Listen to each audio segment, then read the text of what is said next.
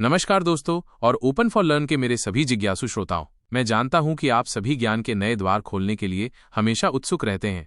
और आज हम एक ऐसे विषय पर बात करने जा रहे हैं जो हमारे रोजमर्रा के जीवन में बहुत प्रासंगिक है। क्या आपने कभी सोचा है कि आपके बैंक खाते से पलक झपकते ही पैसे गायब कैसे हो जाते हैं, या आपको आया कोई आकर्षक ऑफर एक बड़े धोखे में कैसे बदल जाता है? जी हाँ, मैं बात कर रहा हूँ ऑनलाइन और ऑफलाइन धोखाधड़ी की। ये एक ऐसी अदृश्य लड़ाई है जो हर कोने में छिपी हो सकती है, और आज हम इस युद्धभूमि के हर पहलू को कहानियों के माध्यम से समझने की कोशिश करेंगे।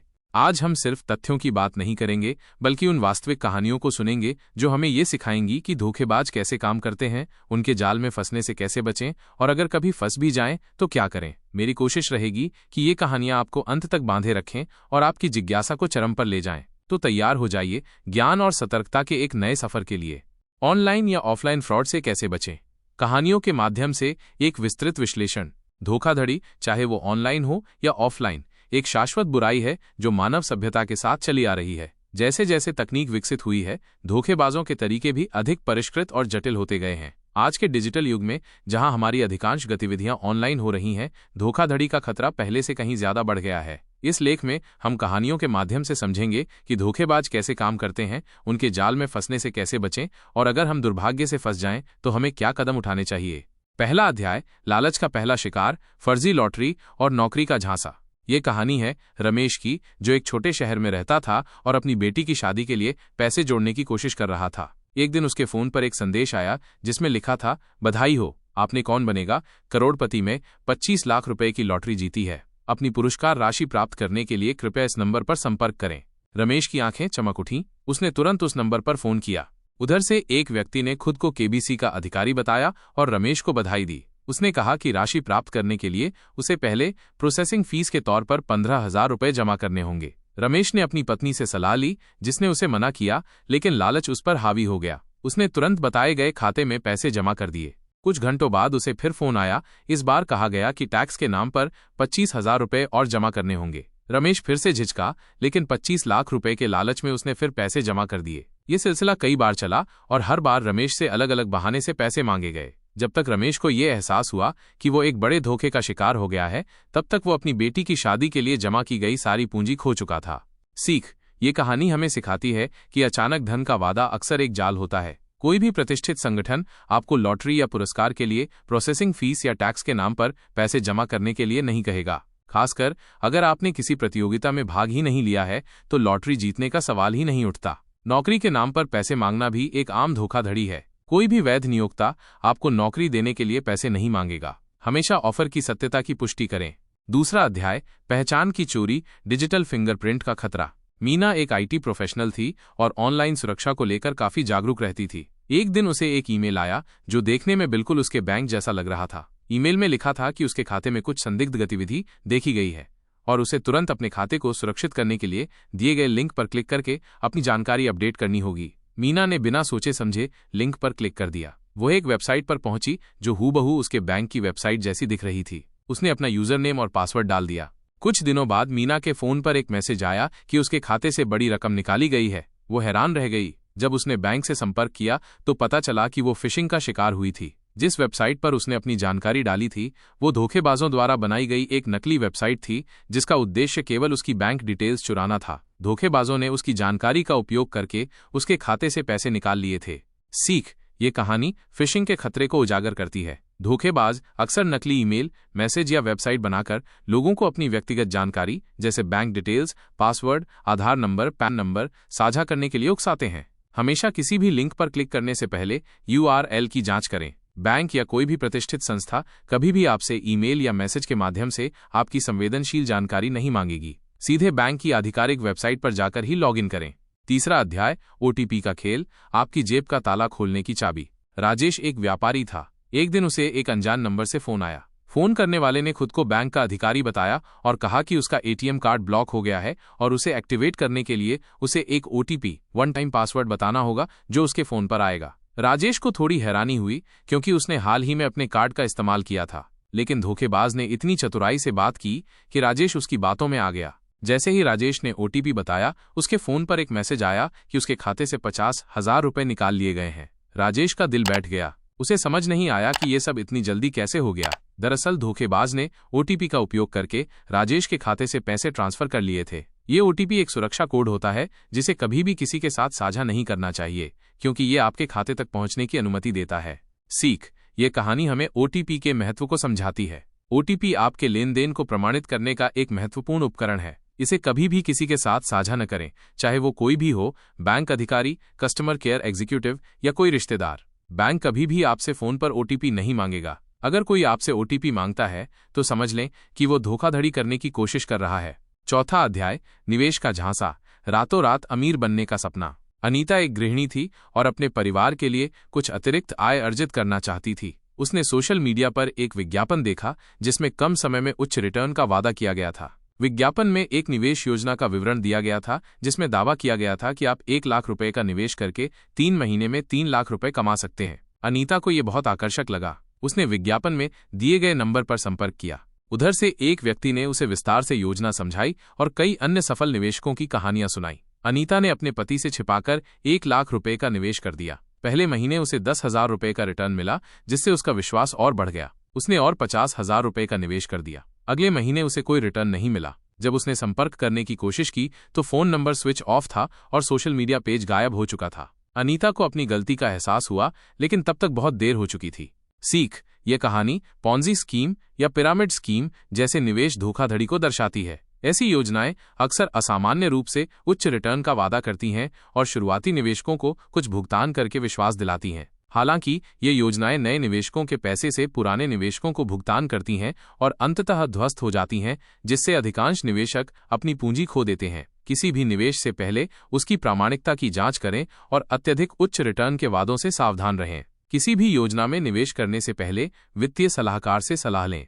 5वां अध्याय, ऑनलाइन शॉपिंग, धोखाधड़ी, आकर्षक डील का मायाजाल। करण को एक नए स्मार्टफोन की तलाश थी। उसे एक अनजान वेबसाइट पर एक आकर्षक डील मिली, 50,000 रुपए का स्मार्टफोन सिर्फ 20,000 रुपए में। करण को थोड़ा शक हुआ, लेकिन कीमत इतनी अच्छी थी कि वो खुद को रोक नहीं पाया। उसने कैश ऑन डिलीवरी (COD) का विकल्प चुना, क्योंकि उसे लगा कि अगर उत्पाद गलत निकला तो वो पैसे देने से मना कर सकता है। जब पैकेट आया तो उसने डिलीवरी बॉय को पैसे दिए और पैकेट खोला। पैकेट में एक साबुन की टिकिया निकली। करण हैरान रह गया। उसने तुरंत डिलीवरी बॉय से संपर्क करने की कोशिश की, लेकिन वो जा चुका था। उसने वेबसाइट पर संपर्क करने की कोशिश की, लेकिन वेबसाइट का नाम बदलकर गायब हो चुकी थी। ये एक नकली ई-कॉमर्स वेबसाइट धोखाधड़ी थी। सीख, ऑनलाइन खरीदारी करते समय हमेशा प्रतिष्ठित और विश्वसनीय वेबसाइटों का ही उपयोग करें। अगर कोई डील बहुत अच्छी लग रही है तो शायद वो सच नहीं है। अनजान वेबसाइटों से खरीदारी करने से बचें। वेबसाइट के URL, ग्राहक समीक्षाओं और संपर्क जानकारी की जांच करें। कैश ऑन डिलीवरी भी हमेशा सुरक्षित नहीं होता, खासकर जब विक्रेता अज्ञात हो। 6वां अध्याय, सोशल मीडिया धोखाधड़ी, दोस्ती के नाम पर धोखा। शालिनी सोशल मीडिया पर बहुत सक्रिय थी। एक दिन उसे एक विदेशी अकाउंट से फ्रेंड रिक्वेस्ट आई। प्रोफाइल पर एक बहुत ही आकर्षक व्यक्ति की तस्वीर थी जिसने खुद को एक इंजीनियर बताया। धीरे धीरे उनकी बातचीत बढ़ी और वे दोस्त बन गए। कुछ हफ्तों बाद उस व्यक्ति ने शालिनी को बताया कि वो भारत आ रहा है और उसके लिए एक बहुत महंगा उपहार भेज रहा है। कुछ दिनों बाद शालिनी को एक फोन आया। फोन करने वाले ने खुद को कस्टम्स अधिकारी बताया और कहा कि उसके नाम से एक पार्सल आया है जिसके लिए उसे कस्टम्स ड्यूटी और अन्य शुल्क के रूप में 40,000 रुपए जमा करने होंगे। शालिनी ने उस विदेशी दोस्त को फोन किया जिसने उसे बताया कि वो पैसे जमा कर दे और वो भारत आने पर उसे वापस कर देगा। शालिनी ने पैसे जमा कर दिए। यह सिलसिला कई बार चला और हर बार नए शुल्क और बहाने बनाए गए। अंततः शालिनी को एहसास हुआ कि वो एक रोमांस स्कैम का शिकार हुई थी। वह व्यक्ति कभी अस्तित्व में ही नहीं था और ये सब उसके पैसे निकालने के लिए एक जाल था। सीख, सोशल मीडिया पर अनजान लोगों से सावधान रहें। कभी भी किसी ऐसे व्यक्ति पर आंख बंद करके विश्वास न करें जिससे आप कभी मिले नहीं हैं। अगर कोई आपसे उपहार या पैकेज के नाम पर पैसे मांगता है तो तुरंत सतर्क हो जाएं। ऐसी योजनाएं अक्सर अग्रिम शुल्क धोखाधड़ी का हिस्सा होती हैं। भावनाओं का शोषण करके पैसा निकालना एक आम तरीका है। 7वां अध्याय, QR कोड, धोखाधड़ी, स्कैन करते ही खाली खाता। मोहन एक छोटा दुकानदार था। एक दिन उसके पास एक ग्राहक आया और कहा कि वो उसे ऑनलाइन भुगतान करना चाहता है, लेकिन उसका UPI ऐप काम नहीं कर रहा है। उसने कहा कि वो एक QR कोड भेज रहा है जिसे स्कैन करके मोहन को पैसे प्राप्त करने के लिए अपना पिन डालना होगा। मोहन को लगा कि ये पैसे प्राप्त करने का एक तरीका है। उसने QR कोड स्कैन किया और अपना UPI पिन डाल दिया। पलक झपकते ही मोहन के खाते से 15,000 रुपए कट गए। उसे समझ नहीं आया कि क्या हुआ। दरअसल धोखेबाज ने मोहन को पैसे भेजने का QR कोड भेजा था, न कि पैसे प्राप्त करने का। क्यूआर कोड स्कैन करते समय हमेशा ये ध्यान रखें कि आप पैसे भेज रहे हैं या प्राप्त कर रहे हैं। पैसे प्राप्त करने के लिए आपको कभी भी पिन डालने की आवश्यकता नहीं होती। सीख, क्यूआर कोड स्कैन करते समय अत्यधिक सावधानी बरतें। हमेशा ये पुष्टि करें कि आप क्या स्कैन कर रहे हैं, भुगतान करने के लिए या प्राप्त करने के लिए। पैसे प्राप्त करने के लिए कभी भी अपना पिन या ओटीपी दर्ज न करें। यह सिर्फ भुगतान करने के लिए आवश्यक होता है। 8वां अध्याय, ग्राहक सेवा, धोखाधड़ी, मदद के बहाने लूट। पवन के क्रेडिट कार्ड का बिल गलत आ गया था। उसने गूगल पर अपने बैंक के कस्टमर केयर का नंबर खोजा। उसे एक नंबर मिला और उसने उस पर कॉल किया। फोन करने वाले ने खुद को बैंक का अधिकारी बताया और पवन से उसके क्रेडिट कार्ड नंबर, सीवीवी और एक्सपायरी डेट मांगी ताकि वह उसकी समस्या का समाधान कर सके। पवन ने बिना सोचे समझे सारी जानकारी दे दी। कुछ ही मिनटों में पवन के फोन पर उसके क्रेडिट कार्ड से हुए कई लेनदेन के मैसेज आने लगे। उसे एहसास हुआ कि वो एक फर्जी कस्टमर केयर एजेंट का शिकार हो गया था। धोखेबाजों ने नकली वेबसाइटों या विज्ञापनों के माध्यम से अपने नंबरों को वैध कस्टमर केयर नंबर के रूप में प्रचारित किया था। सीख, कभी भी गूगल या किसी अन्य अनधिकृत स्रोत से कस्टमर केयर नंबर न खोजें। हमेशा संबंधित कंपनी या बैंक की आधिकारिक वेबसाइट पर जाकर ही कस्टमर केयर नंबर प्राप्त करें। अपनी संवेदनशील जानकारी, credit card number, CVV, pin, OTP कभी भी किसी के साथ साझा न करें, भले ही वो खुद को बैंक अधिकारी बताए। 9वां अध्याय, एटीएम स्किमिंग और क्लोनिंग, आपकी जेब में छिपा खतरा। अजय अपने शहर से दूर एक नए एटीएम से पैसे निकालने गया। उसने देखा कि एटीएम के कार्ड स्लॉट पर कुछ अजीब सा लगा हुआ था, लेकिन उसने ज्यादा ध्यान नहीं दिया। उसने पैसे निकाले और चला गया। कुछ दिनों बाद उसके बैंक से मैसेज आया कि उसके खाते से बड़ी रकम निकाली गई है, जबकि उसने खुद कोई निकासी नहीं की थी। जब अजय ने बैंक से संपर्क किया तो उसे पता चला कि एटीएम पर स्किमिंग डिवाइस लगा हुआ था। यह डिवाइस उसके कार्ड की जानकारी को कॉपी कर लेता है और धोखेबाज उस जानकारी का उपयोग करके एक नकली कार्ड, क्लोन कार्ड बना लेते हैं और फिर आपके खाते से पैसे निकाल लेते हैं। सीख, एटीएम का उपयोग करते समय हमेशा सतर्क रहें। कार्ड स्लॉट, कीपैड और कैमरे को ध्यान से देखें। अगर आपको कुछ भी असामान्य लगता है तो उस एटीएम का उपयोग न करें। अपने पिन को हमेशा हाथ से या किसी अन्य वस्तु से ढक कर डालें ताकि कोई देख न पाए। नियमित रूप से अपने बैंक स्टेटमेंट की जांच करें और किसी भी संदिग्ध लेन देन की तुरंत रिपोर्ट करें। 10वां अध्याय, भूमि धोखाधड़ी, कागज पर सपनों का महल। सुरेश एक जमीन खरीदना चाहता था। उसे एक ब्रोकर मिला जिसने उसे एक बहुत अच्छी जगह पर एक प्लॉट दिखाया। ब्रोकर ने उसे जमीन के सारे कागजात दिखाए जो देखने में बिल्कुल असली लग रहे थे। सुरेश ने कागजात की जांच एक वकील से भी करवाई, जिसने भी उन्हें सही बताया। सुरेश ने जमीन खरीद ली और उसका पंजीकरण भी करवा लिया। कुछ महीनों बाद जब सुरेश उस जमीन पर निर्माण शुरू करने गया तो उसे पता चला कि वो जमीन पहले से ही किसी और की थी। जो कागजात उसे दिखाए गए थे वे नकली थे या उनमें हेरफेर किया गया था। ये एक बड़ी भूमि धोखाधड़ी थी जिसमें नकली कागजात का इस्तेमाल करके लोगों को ठगा जाता है। सीख, संपत्ति खरीदने या बेचने से पहले हमेशा गहन जांच पड़ताल करें। केवल कागजात पर ही भरोसा न करें, बल्कि जमीन पर जाकर भौतिक सत्यापन करें। स्थानीय राजस्व कार्यालय से जमीन के रिकॉर्ड की पुष्टि करें। एक अनुभवी और विश्वसनीय वकील से कानूनी सलाह लें जो संपत्ति के इतिहास और स्वामित्व की पूरी जांच कर सके। धोखाधड़ी करने वाले क्या करके और कैसे इसे अंजाम दे सकते हैं। धोखाधड़ी करने वाले कई तरीकों से लोगों को अपना शिकार बनाते हैं। उनकी मुख्य रणनीति मानवीय कमजोरियों का फायदा उठाना है, जैसे लालच, रातों रात अमीर बनने या कम निवेश में उच्च रिटर्न का वादा करके लोगों को लुभाना। डर और घबराहट, आपका खाता ब्लॉक हो गया है या आपके खिलाफ कानूनी कार्रवाई की जाएगी जैसे संदेश भेजकर लोगों को तुरंत कार्रवाई करने के लिए मजबूर करना। विश्वास, खुद को बैंक अधिकारी, सरकारी कर्मचारी या विश्वसनीय रिश्तेदार के रूप में प्रस्तुत करके विश्वास जीतना। अज्ञानता, तकनीकी जानकारी की कमी का फायदा उठाकर लोगों को गुमराह करना। तत्काल आवश्यकता, आपात स्थिति का बहाना बनाकर लोगों को तुरंत पैसे भेजने के लिए कहना। उनके कुछ सामान्य तरीके। 1. फिशिंग, नकली ईमेल, मैसेज या वेबसाइट बनाकर संवेदनशील जानकारी चुराना। 2. विशिंग, फोन कॉल के माध्यम से व्यक्तिगत जानकारी प्राप्त करना जैसे ओटीपी, पिन। 3. स्मिशिंग, एसएमएस के माध्यम से फिशिंग लिंक या दुर्भावनापूर्ण सामग्री भेजना। 4. मेलवेयर रैनसमवेयर, आपके डिवाइस में घुसपैठ करके डेटा को एन्क्रिप्ट करना और फिरौती मांगना। 5. पॉन्जी पिरामिड स्कीम, उच्च रिटर्न का वादा करके नए निवेशकों के पैसे से पुराने निवेशकों को भुगतान करना। 6.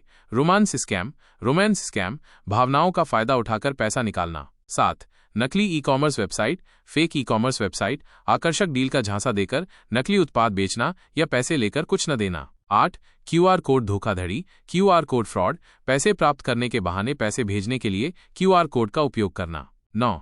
ATM skimming cloning. ATM skimming cloning ATM पर डिवाइस लगाकर कार्ड की जानकारी चुराना और नकली कार्ड बनाना। 10 सिम स्वैप धोखाधड़ी। सिम स्वैप फ्रॉड आपके मोबाइल नंबर पर नियंत्रण प्राप्त करके आपके बैंक खाते तक पहुंच बनाना। 11 तकनीकी सहायता धोखाधड़ी। टेक सपोर्ट फ्रॉड खुद को तकनीकी सहायता प्रदाता बताकर आपके सिस्टम में घुसपैठ करना। 12 किराए पर मकान नौकरी का झांसा विज्ञापन देकर अग्रिम भुगतान लेना और फिर गायब हो जाना। धोखाधड़ी से बचने के उपाय। संदिग्ध लिंक या अटैचमेंट पर क्लिक न करें। अनजान ईमेल, मैसेज या सोशल मीडिया पोस्ट में दिए गए लिंक पर क्लिक करने से बचें। अपनी व्यक्तिगत जानकारी साझा न करें। Bank, Aadhaar number, PAN number, password, OTP, CVV जैसी संवेदनशील जानकारी कभी भी किसी के साथ साझा न करें। बैंक या कोई भी सरकारी संस्था आपसे फोन, ईमेल या मैसेज के माध्यम से ये जानकारी नहीं मांगेगी। मजबूत पासवर्ड का उपयोग करें। अपने सभी खातों के लिए अद्वितीय और मजबूत पासवर्ड का उपयोग करें। नियमित रूप से पासवर्ड बदलें। 2 फैक्टर ऑथेंटिकेशन 2FA सक्षम करें। जहां भी संभव हो अपने खातों के लिए 2 फैक्टर ऑथेंटिकेशन जैसे OTP या बायोमेट्रिक का उपयोग करें। सॉफ्टवेयर और एंटीवायरस अपडेट रखें। अपने कंप्यूटर और स्मार्टफोन पर ऑपरेटिंग सिस्टम, वेब ब्राउजर और एंटीवायरस सॉफ्टवेयर को नियमित रूप से अपडेट करें। सार्वजनिक वाईफाई का उपयोग करते समय सावधान रहें। सार्वजनिक वाईफाई नेटवर्क असुरक्षित हो सकते हैं, उन पर ऑनलाइन लेन देन करने से बचें। वेबसाइटों की प्रामाणिकता जांचें। ऑनलाइन खरीदारी या बैंकिंग करते समय हमेशा वेबसाइट के URL की जांच करें। HTTPS देखें और सुनिश्चित करें कि ये एक वैध और सुरक्षित वेबसाइट है। अत्यधिक आकर्षक ऑफर से सावधान रहें। रातों रात अमीर बनने या कम समय में उच्च रिटर्न का वादा करने वाले ऑफर अक्सर धोखाधड़ी होते हैं। समीक्षाएं पढ़ें और सत्यापन करें। किसी भी नए ऐप, वेबसाइट या निवेश योजना का उपयोग करने से पहले ऑनलाइन समीक्षाएं पढ़ें और उसकी प्रामाणिकता का सत्यापन करें। सोशल मीडिया पर सतर्क रहें। अनजान लोगों से दोस्ती करने या अपनी व्यक्तिगत जानकारी साझा करने से बचें। अपने बैंक स्टेटमेंट की नियमित जांच करें। किसी भी संदिग्ध लेन देन की तुरंत पहचान करने के लिए अपने बैंक और क्रेडिट कार्ड स्टेटमेंट की नियमित रूप से समीक्षा करें। QR कोड स्कैन करते समय ध्यान दें। स्कैन करने से पहले हमेशा जांच लें कि QR कोड भुगतान प्राप्त करने के लिए है या भुगतान करने के लिए। धैर्य रखें और सोच समझकर निर्णय लें। धोखेबाज अक्सर आपको जल्दी निर्णय लेने के लिए दबाव डालते हैं। किसी भी दबाव में न आएं और सोच समझकर निर्णय लें। अगर आप धोखाधड़ी का शिकार हो जाएं तो क्या करें? 1 तत्काल कार्रवाई करें। समय बहुत महत्वपूर्ण है। जितनी जल्दी आप कार्रवाई करेंगे, आपके पैसे वापस मिलने की संभावना उतनी ही अधिक होगी। 2 बैंक वित्तीय संस्थान को सूचित करें। तुरंत अपने बैंक या संबंधित वित्तीय संस्थान को धोखाधड़ी की सूचना दें और अपने कार्ड खाते को ब्लॉक करवाएं। 3 साइबर क्राइम हेल्पलाइन पर रिपोर्ट करें। भारत में आप 1930 पर कॉल कर सकते हैं या राष्ट्रीय साइबर अपराध रिपोर्टिंग पोर्टल cybercrime.gov.in का लिंक पर ऑनलाइन शिकायत दर्ज कर सकते हैं। 4 सभी सबूत इकट्ठा करें। लेन देन के विवरण, screenshot, email, message, phone number और किसी भी अन्य प्रासंगिक जानकारी को सुरक्षित रखें। ये सबूत पुलिस जांच में मददगार होंगे। 5 पुलिस में शिकायत दर्ज करें। यदि आवश्यक हो तो अपने स्थानीय पुलिस स्टेशन में प्राथमिकी FIR दर्ज करें। 6 पासवर्ड बदलें। जिन भी खातों से संबंधित धोखाधड़ी हुई है उनके पासवर्ड तुरंत बदल दें। तो दोस्तों, ये थीं धोखाधड़ी की दुनिया की कुछ कहानियां और उनसे मिलने वाली महत्वपूर्ण सीख। मुझे उम्मीद है कि ये कहानियां आपको केवल मनोरंजन ही नहीं देंगी, बल्कि आपको सतर्क और जागरूक भी बनाएंगी। जैसा कि आपने देखा, धोखेबाज लगातार अपने तरीके बदल रहे हैं, लेकिन उनकी बुनियादी कमजोरियां, लालच, डर और अज्ञानता वही रहती हैं। हमेशा याद रखें, सतर्कता ही सुरक्षा है। अगर कोई चीज इतनी अच्छी लगती है कि सच नहीं हो सकती, तो शायद वो सच नहीं है। अपनी जानकारी को सुरक्षित रखें, संदेहास्पद गतिविधियों पर ध्यान दें और किसी भी प्रकार की धोखाधड़ी होने पर तुरंत कार्रवाई करें। मेरा YouTube channel open for learn हमेशा आपके लिए ऐसे ही महत्वपूर्ण और ज्ञानवर्धक विषय लेकर आता रहेगा। अगर आपको ये वीडियो पसंद आया हो तो इसे लाइक करें, अपने दोस्तों और परिवार के साथ साझा करें और मेरे चैनल को सब्सक्राइब करना न भूलें ताकि आप ऐसे महत्वपूर्ण अपडेट से वंचित न रहें। अगले वीडियो तक सुरक्षित रहें और सीखते रहें। नमस्कार।